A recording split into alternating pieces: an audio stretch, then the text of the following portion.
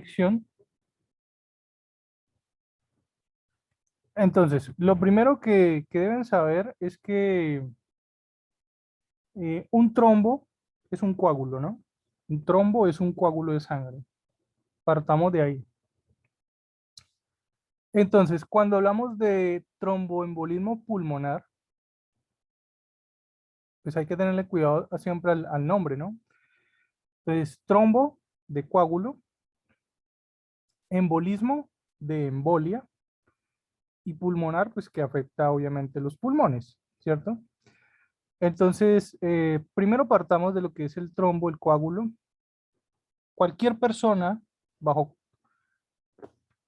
ciertas condiciones, pues puede desarrollar un coágulo, ¿cierto?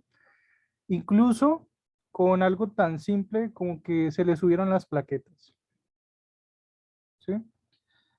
Recordemos cuánto era el nivel normal de plaquetas, es decir, trombocitos. Cuando veíamos el tema de hemograma,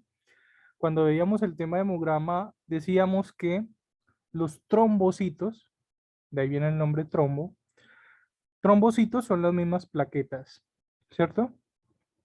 Entonces, ¿cuánto era el valor normal de trombocitos en la sangre? De 150.000 mínimo a 350.000 y en algunos textos dice hasta 400.000. Bueno, eso ya depende, vuelvo y lo digo, del laboratorio que toma el examen, del país, obviamente, porque pues no será lo mismo un hemograma acá en Colombia que un hemograma ya en población asiática, ¿no? Ellos tienden más hacia la anemia. Entonces, pero más o menos ese es el rango, ¿cierto? De 150.000 a 350.000, ¿sí? En algunos hasta 400.000, sería el valor normal, el mínimo y el máximo. ¿Listo? Entonces, ¿qué pasa cuando está por debajo o por encima de esos valores? Pues una vez yo ya identifico qué es lo normal, pues ya me queda más fácil a mí identificar qué es lo anormal. Si yo sé que lo normal es de 150 a 350, pues entonces lo que esté por debajo de 150.000 plaquetas o trombocitos es trombocitopenia, así se llama el trastorno, trombocitopenia, ¿sí? Y lo que esté por encima de ese valor, es decir, por encima del máximo, que sería 350.000, entonces a eso le vamos a llamar trombocitosis, ¿sí? Esos son los dos trastornos que pueden haber con el nivel normal de plaquetas. Pueden haber muchísimos otros más trastornos, porque hasta ahí solo hemos hablado de la cantidad de plaquetas que tú puedes tener en la sangre. Pueden haber muchos otros trastornos ya más relacionados con la forma en la que la sangre se coagula, la velocidad en la que la sangre se coagula, ¿sí? Y por eso es que, si ustedes lo recuerdan, cuando hablábamos de los tubos de muestras de sangre, había un tubo especial para pruebas de coagulación, que era el tubo de tapa azul clara, ¿sí se acuerdan? O tubo de citrato sódico, ¿sí? Ese es el anticoagulante que tiene el tubo, citrato sódico. Entonces, el tubo de citrato sódico o tapa azul clara es el tubo que permite valorar el PT y el PTT, ¿cierto? Tiempo de protrombina y tiempo parcial de tromboplastina, ¿sí? Que son los dos exámenes que se usan para medir la velocidad de la coagulación, ¿sí? Si la velocidad está muy disminuida, es decir, la sangre estaría coagulando demasiado rápido y eso también es malo, ¿cierto? Hay un tiempo normal, hay un mínimo y hay un máximo para el PT y también hay un mínimo y hay un máximo para el PTT, ¿sí? Para la protrombina y para la tromboplastina, ¿sí? Y si el tiempo es muy alargado, significa que la sangre está coagulando muy lento, ¿sí? Y eso también es malo, ¿sí? Entonces, a eso me refiero que hay muchos otros trastornos relacionados con la coagulación. Adicional a eso, ustedes van a encontrar síndromes como el síndrome de von Willebrand, ¿cierto? Y otras enfermedades de la coagulación que tienen que ver ya más con los genes, la genética, ¿sí? Hay un factor hereditario, ¿sí? Y el trastorno de von Willebrand, pues, afecta principalmente a los hombres, ¿listo? mientras que las mujeres son más como portadoras del gen, ¿sí? Lo transmiten. Entonces, bueno, eso pasa con ciertas enfermedades de la coagulación. ¿Listo? Entonces, enfermedades que tengan relación con los trombocitos o con los tiempos de coagulación hay un montón, ¿sí? Pero entonces nos vamos a centrar específicamente en los trombos y cómo estos trombos pueden obstruir algunos vasos sanguíneos. ¿Listo? Entonces, por eso se habla acá de embolismo, de embolia, ¿sí? Es que es una embolia, una especie de obstrucción generada por trombos, por agua, por aire. Por eso es que en los circuitos para administración de medicamentos, tú antes de pasarle un medicamento a un paciente, lo primero que tienes que hacer es sacarle todas las burbujas de aire, ¿cierto?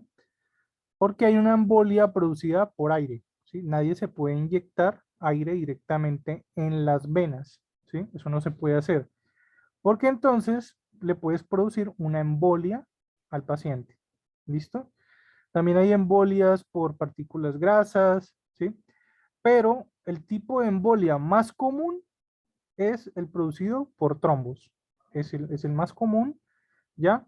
Y el del aire, pues bueno, el del aire no es tan común, pero porque se puede prevenir más fácil, ¿no? Simplemente con purgar el equipo. ¿Qué es purgar el equipo? Es sacarle todas las burbujas de aire a un circuito de líquidos, ¿sí? Un macrogotero, sacarle todos los líquidos al macrogotero, no dejar ninguna burbuja de aire, ¿sí? Sacando el parte del líquido, las burbujas de aire van saliendo. De esa forma se puede prevenir una embolia por aire, ¿ya? Ya si alguien se inyecta aire directamente en las venas, pues se podría producir a sí mismo una embolia, ¿ya? Bueno, entonces, generalmente, ¿dónde ocurren esos trombos? ¿Dónde se observa que más se generen trombos? Pues hay varios factores, heridas, cirugías, ¿sí? Incluso hay una escala, hay una tabla que mide el riesgo de sufrir de trombos de acuerdo al número de heridas, fracturas y cirugías a las que ha sido sometido un paciente, ¿ya? Entonces, ese es un detalle importante porque hay mujeres que les encanta hacerse cirugías plásticas, ¿cierto? Y entonces llegan a acumular unos récords importantes, ¿no? Que se han hecho yo no sé cuántas cirugías en la cara, que se remodelaron la nariz, que se levantaron las cejas. Y ojo, solo estamos viendo el aspecto externo, pero internamente no estamos poniéndole cuidado a lo que está pasando. Cada vez que te removieron un tejido, te movieron esto aquí, pues ha tenido que ser un cuchillazo, ¿cierto? Digámoslo así vulgarmente, ¿sí? Te han pasado el bisturí por la cara. Entonces te han generado heridas, te han abierto, ¿sí? Y pues hay mujeres que pues, se sienten muy orgullosas de tener 20, 30 cirugías plásticas, pero entonces no se ponen a pensar en que cuántos coágulos pueden haber acumulado entre tantas cirugías, ¿ya? Incluso una sacada de una muela puede generar coágulos.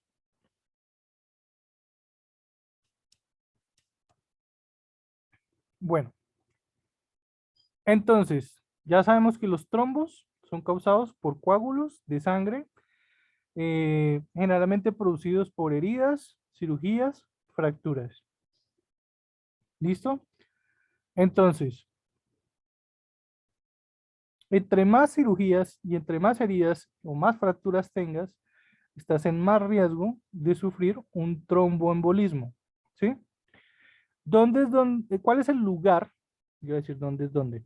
¿Cuál es el lugar donde más se producen trombos, coágulos u obstrucciones producidas por estos trombos? Generalmente donde más ocurren es en las piernas, ¿sí? En las piernas, ¿ya? Y el sitio exacto en las venas de las piernas, ¿ya? ¿Por qué las venas y por qué no las arterias?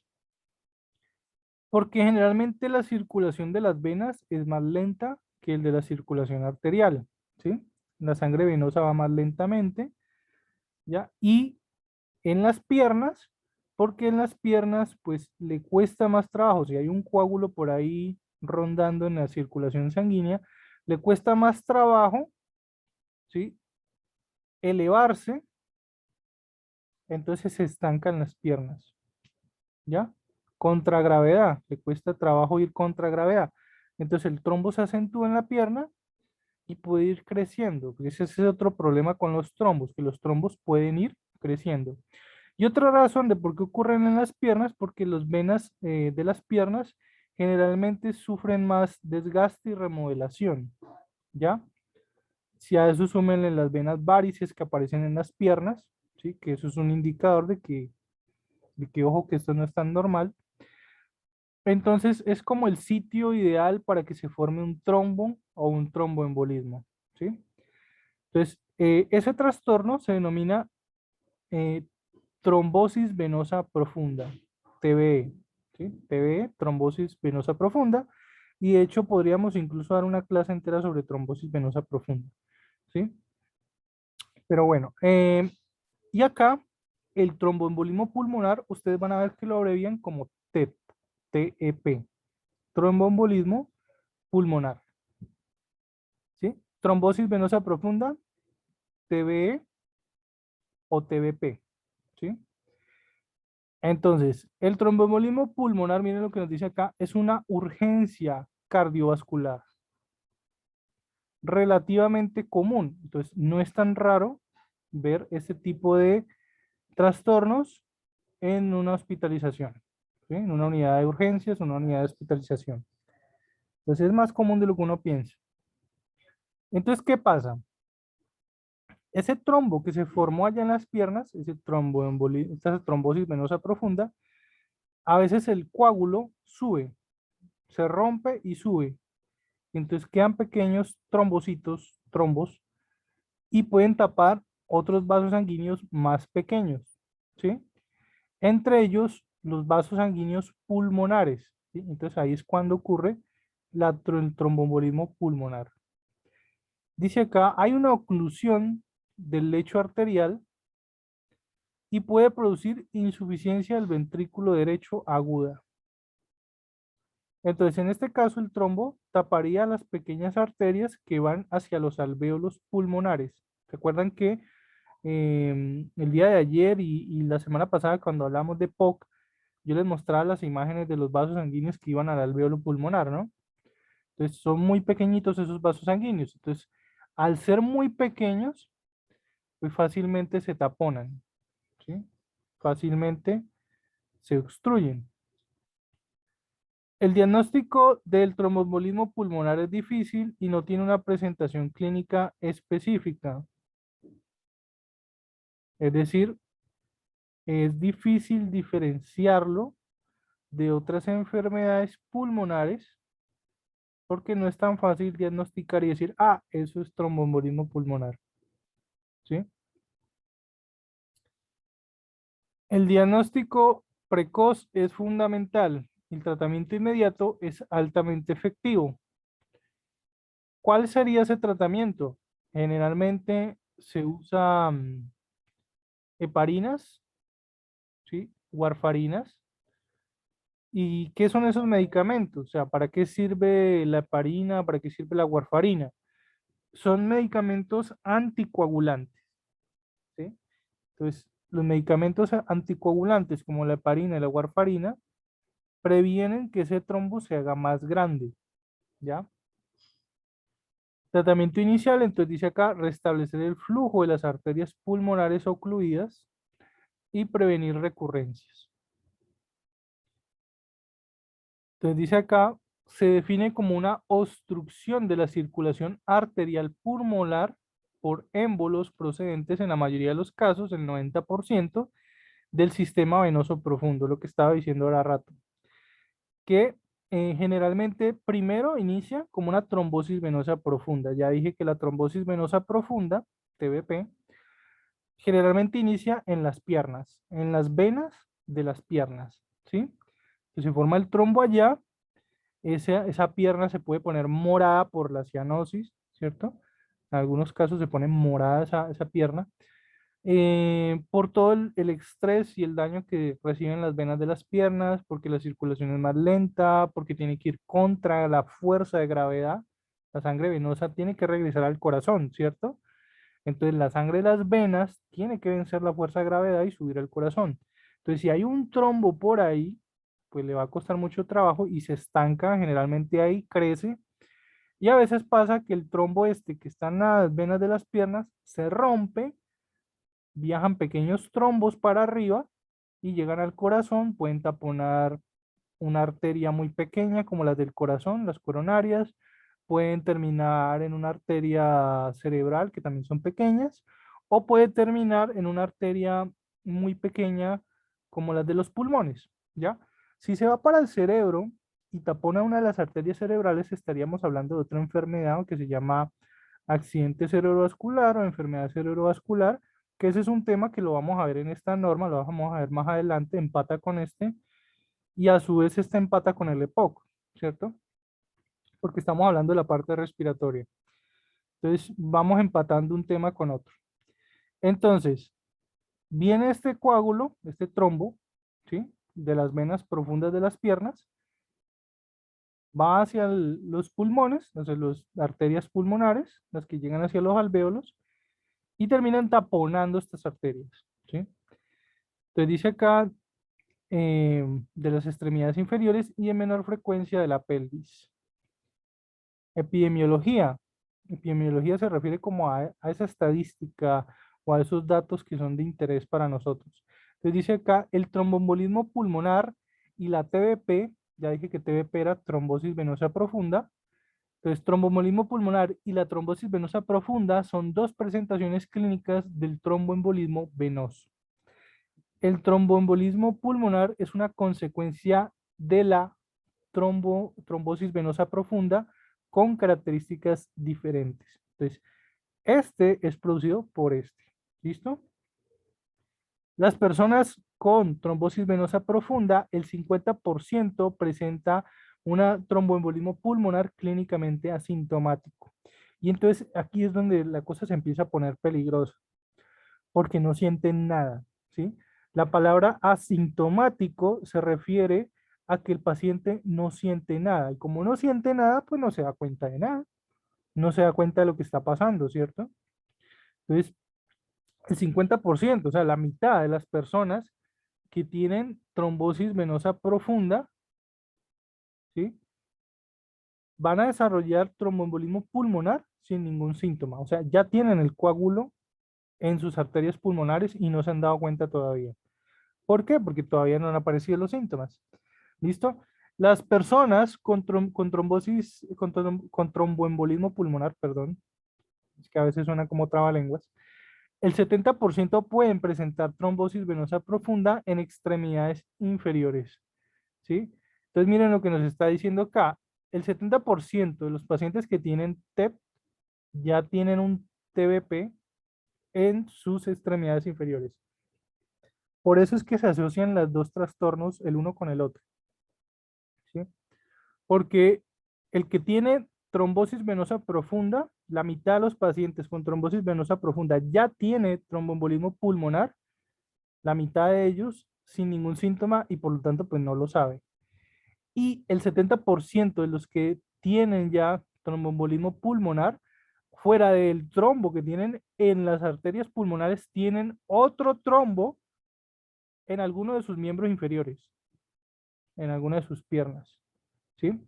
Por eso les decía yo, el trombo grandote que tienen en las piernas, en algún momento se desprendió en algo más pequeño que fue hacia los pulmones, ¿sí? Pero probablemente todavía el coágulo grande en las piernas todavía sigue allá abajo.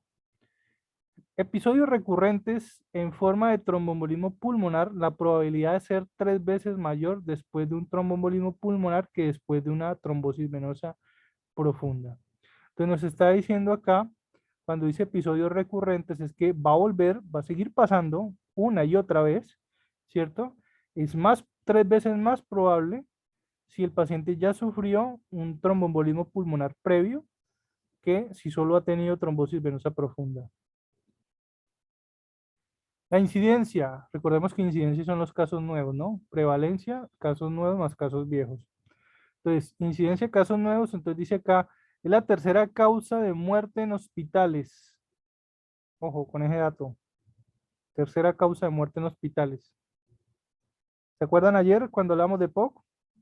Era la cuarta causa de muerte en abuelitos. Esta es la tercera.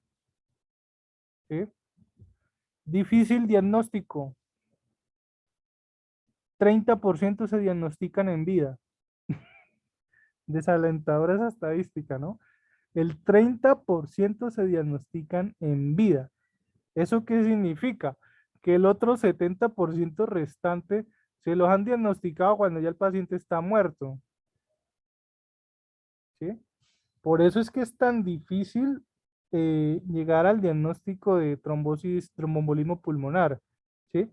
Recordemos lo que pasó con el COVID. ¿Sí? Lo que pasó con el COVID al inicio, pues se creían que todos los síntomas eran pulmonares, ¿no? Y luego encontraron que el virus este también alteraba la coagulación y producía trombos, coágulos, ¿ya? Y se vieron a dar cuenta, fue por las autopsias. Vinieron a ver que en los cadáveres que habían, las personas que habían muerto con COVID tenían signos de trombosis, ¿sí?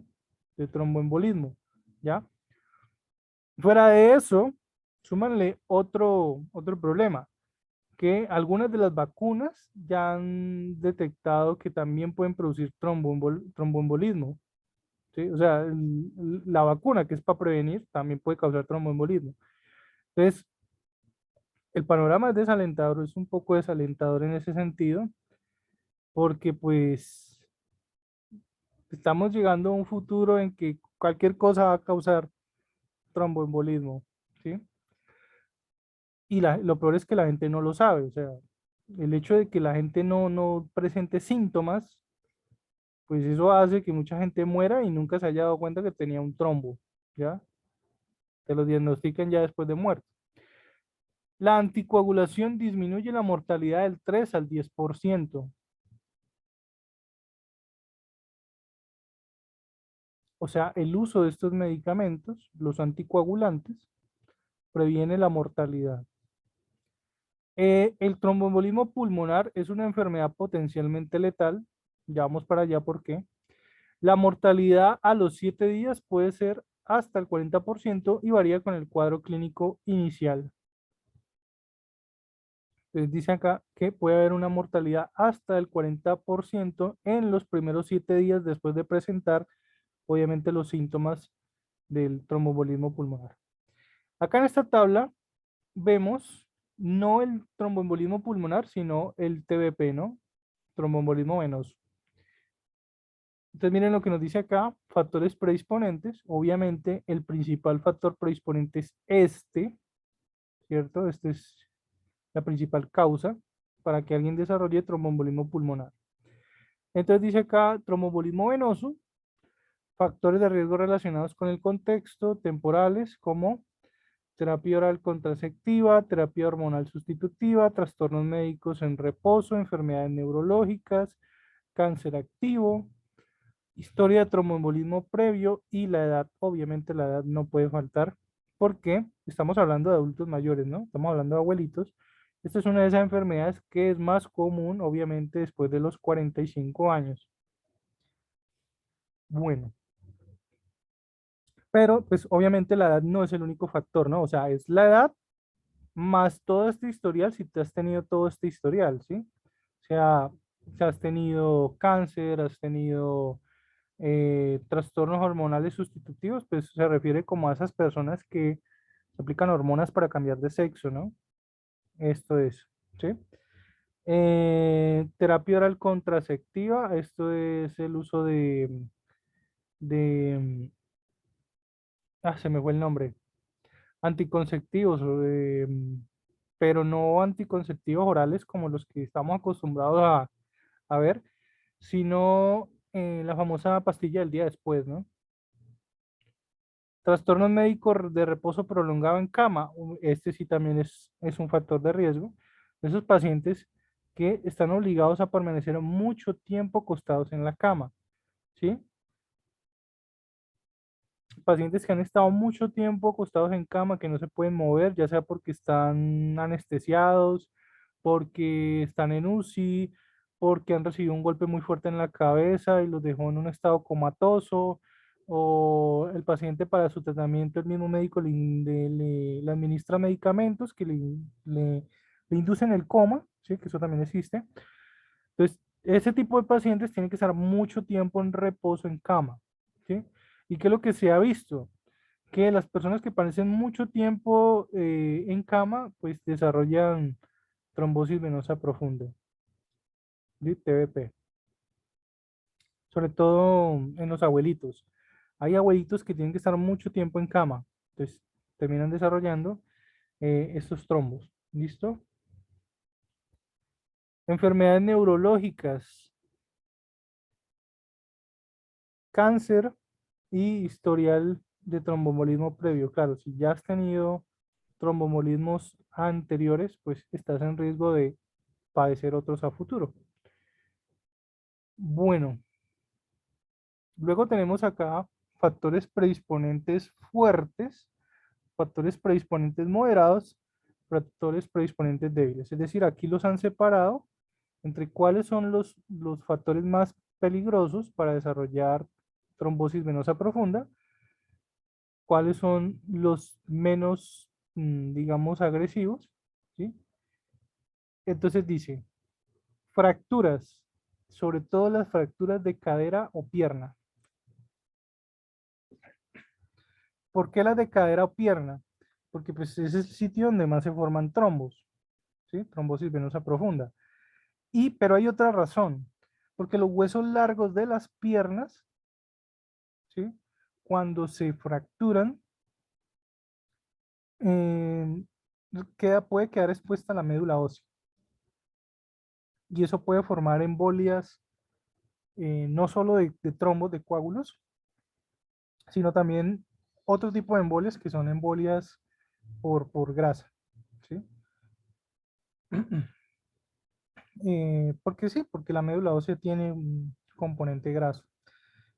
Prótesis de cadera o rodillas, es decir, pacientes que les han removido la cadera y les han puesto una prótesis, pues, sustitutiva. Cirugía general mayor, mire que no dice cirugía plástica, ¿no? No dice, por ejemplo, cesárea, ¿no? General mayor, o sea, grandes cirugías, cirugías donde el paciente ha estado mucho tiempo hospitalizado, o es una cirugía donde tuvieron que romper varios vasos sanguíneos, tuvieron que abrir al paciente bastante, ¿sí? Y por mucho tiempo, eso son cirugías generales mayores. Traumatismo mayor. Trauma es cualquier lesión, ¿no? Un daño. Pero dice mayor, entonces grandes heridas, como por ejemplo que te caigas de un tercer piso, que te caigas de un cuarto piso, que ruedes por las escaleras y te golpees fuerte en la cabeza. ¿Sí? Ese tipo de lesiones, de traumas, son traumatismos mayores. ¿Sí? Lesiones medulares. Lesiones medulares son daños en la columna vertebral, ¿sí? Porque en la columna vertebral están las médulas espinales. Entonces, cuando dice lesiones medulares, se puede referirse a fractura de alguna vértebra, ¿sí? A un trauma raquimedular, una punción, una puñalada, una herida de bala en la columna vertebral puede dañar o fracturar las médulas la médula espinal. Entonces, eso sería una lesión medular. E incluso algo tan sencillo como que la columna esté desviada, que hay personas que nacen con la columna desviada, lo que es escoliosis, cifosis, lordosis, creo que en algún momento hablé de eso. Bueno, y factores predisponentes moderados, entonces aquí ya son como los moderados, ¿no? Ni muy fuertes ni muy débiles, pero también a tener en cuenta como factor de riesgo para que alguien desarrolle trombosis. Cirugías atroscópicas de rodilla, vías venosas centrales, o sea, que haya algún daño en las vías venosas centrales, o sea, las venas grandes del cuerpo. Quimioterapia, pacientes con cáncer que les tienen que hacer quimioterapia. Embarazos y pospartos, ¿sí? Entonces, entre más hijos tengas, pues más riesgo, ¿cierto? Pues una mujer que haya tenido, y sobre todo en la época de nuestros abuelos, ¿no? Mujeres que llegaron a tener 7, 8, 9 hijos, tienen riesgo de padecer de trombosis venosa, ya sea profunda o trombosis o tromboembolismo pulmonar, ¿ya? Las cesáreas también cuentan, porque obviamente las cesáreas son cirugías para facilitar la labor de la embarazada. Factores predisponentes débiles: reposo en la cama mayor de 3 días, inmovilidad debido a largos periodos sentado y cirugías laparoscópicas.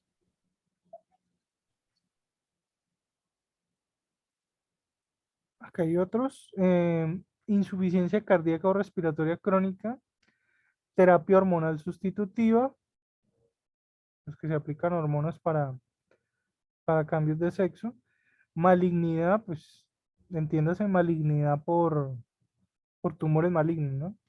Terapia contraceptiva oral, ya lo habíamos mencionado, accidente cerebrovascular paralítico, tromboembolismo venoso previo, trombofilia, edad avanzada,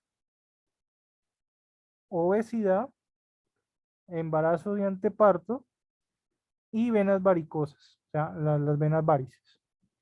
Las mujeres, sobre todo las mujeres, que mujeres sufren más que los hombres de eso. Mujeres sufren más de venas varices. Entonces, tener muchas venas varices puede ser un indicador de que estás en riesgo de padecer trombosis venosa profunda o que se te forme un trombo, ¿sí? Bueno, vamos a dejar hasta ahí porque ya se nos va a cerrar el tiempo. Entonces vamos a hacer una pausa, unos 2 minutos y volvemos a entrar, ¿vale? Que no he tomado agua y ya tengo la garganta seca.